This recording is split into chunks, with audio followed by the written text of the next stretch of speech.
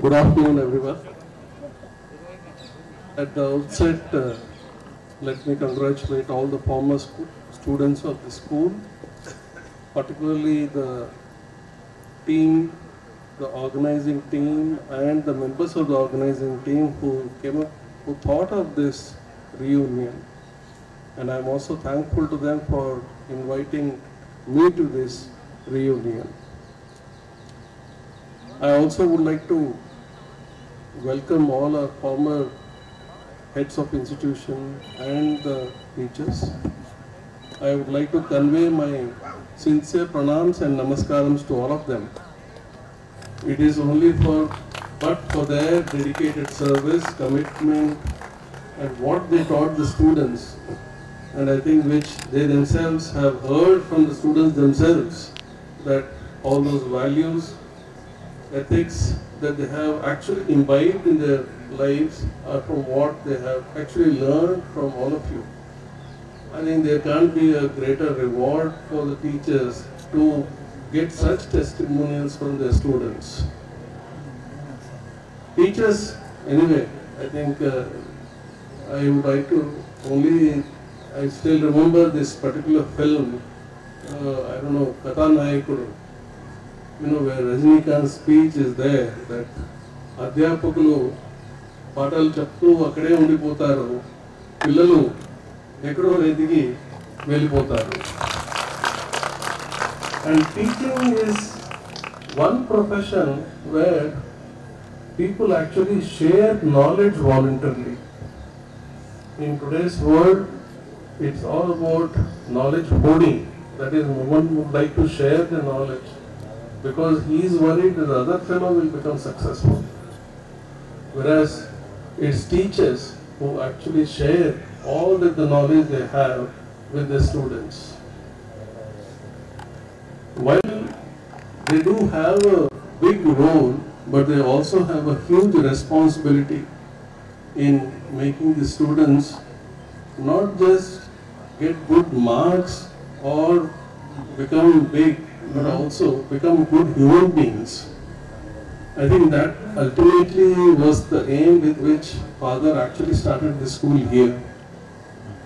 The other reason is that I think a lot of people have already mentioned, he was a great believer that education is the only measure or a weapon that can address inequities in the society. You know very well that in a society like ours, you have social differences, you have economic differences, you have several people who have huge challenges which some of us actually take for granted. In fact, that is another reason why he actually started this free ship scheme where a percentage of seats were reserved for students who came from challenging backgrounds. And I can give you any number of examples. I know personally here who have studied on a free ship and have done extremely well in lives. And I always have believed that if I am able to transform one person in a family, generations will change. And it is with that objective that even in our engineering college, Vasavi College of Engineering, I have started a financial scheme called Equity Action Plan.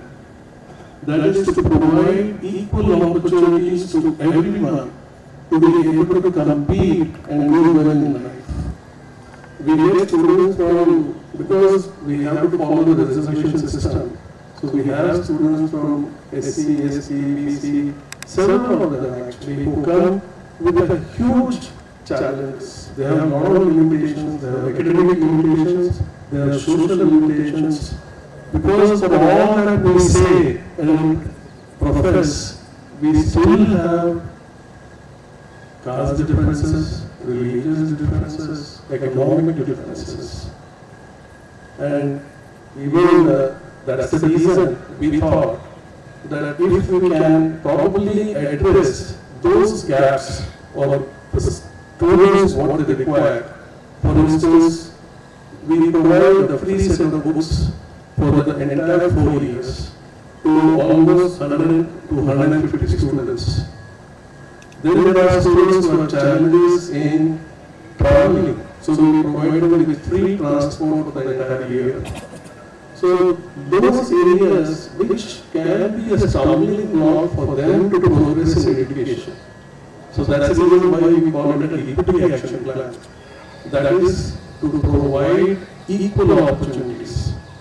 So for us here, of course, you know very well that when we started here in 1982, this was perhaps the only English medium school affiliated to CBSE in this perhaps 4 districts or so. Today, you see after 40 years, just as Cyberwalker was giving statistics, there are almost more than 2,000 schools affiliated to CBSE, more than 1,100 schools approved by state government and several other schools.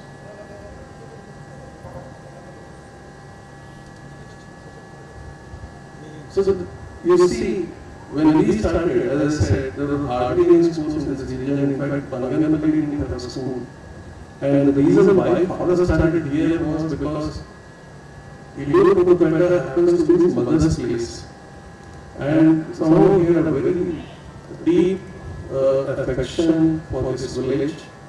And he thought that a school here would actually address the educational requirements of this region.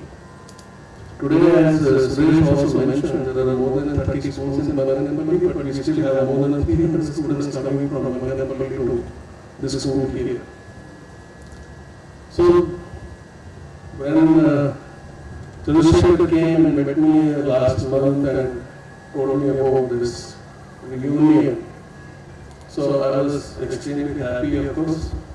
Honestly, it's a very memorable day that almost after 40 years that I am able to see or meet teachers and students who work here and those who have graduated, and it's extremely satisfying. I am quite sure that Father's soul will definitely rest in peace when he knows that many of the students who have studied here are doing well in life.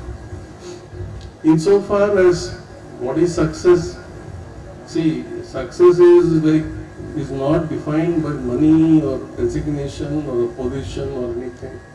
I believe that anyone who is happy with himself is successful. So, it's whether you are a director or whatever, I feel all of the alumni are equally successful and equally accomplished. Going forward, the challenge is, as Suresh also mentioned and others mentioned, that how do you provide good quality education at an affordable price? Because quality is not cheap. Quality also has a price. So that has been a challenge actually for us. But I'm sure that Father's grace and his best wishes will continue to take forward his vision and will continue to provide good quality education at affordable price or a rate for the students and the parents of this region. I would only like to assure you that definitely the objectives with which my father or mother actually donated her this 10 acres of land actually. This was a mango orchard and which she donated for the establishment of the school. In fact, the society also donated 50 acres of land for the establishment of the Krishi Vijnana Kendra. And I'm also very happy to inform you that the KVK is benefiting hundreds of farmers today.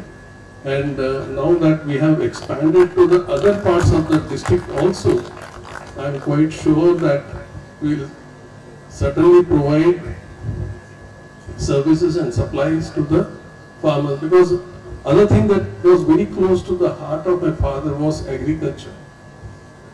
That is another area that he was always, in fact, probably that's the reason why he put me in BSc agriculture.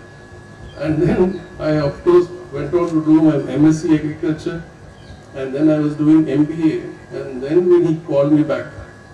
So I came here in '85, And then, since then I've been here. Of course, since '93 I have also been managing the institutions in Hyderabad. We have Vasavi College of Engineering, Pendekanti Institute of Management, Pendekanti Law College, the school, and here we have the Polytechnic ITI school and the KVK. So I would like to once again congratulate and thank the alumni, the former students groups, all who have put in a huge effort to bring all of us here together. Believe me, it's not easy. As someone mentioned, they took the effort to go to Instagram, Facebook, WhatsApp, extract names, addresses, contacted them. Some of us may feel that we have made an effort to come here, but I think the kind of effort that has probably gone in organizing this sort of a reunion after 41 years, I think is a huge effort, and I'm sure that they deserve a huge round of applause from all of us. Thank you.